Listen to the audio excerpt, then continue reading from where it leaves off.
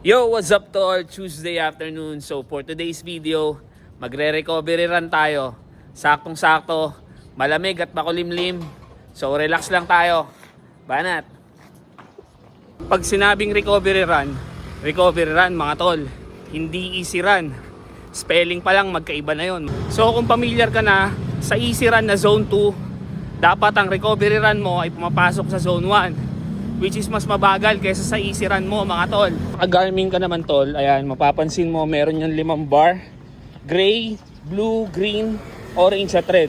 So stay lang tayo dyan sa gray zone, zone 1. Nakakatulong to na mag-flash out ng lactic acid na nakukuha natin during hard sessions. Nagpo-promote din to ng magandang blood flow para mapabilis yung recovery natin. Gusto mo makatagal sa pagtakbo mga tol at makaiwas ng injury, train smart. Huwag kang maiinip. Kasama sa proseso yan. Tahan nyo na ba akong may-injured? Hindi pa, di ba? Pero syempre, katawan mo naman yan. Ang sa akin lang ay suggestion. Always listen to your body, mga tol. Basta huwag matigas ang ulo. Pag recovery run, recovery run. Pag easy run, easy run. Pag makulit, tuluyan ng umambon, mga tol. Buti na lang, 5K lang tayo ngayon. Hindi tayo papaawat, mga tol. Tatapusin na natin to, konti lang naman eh.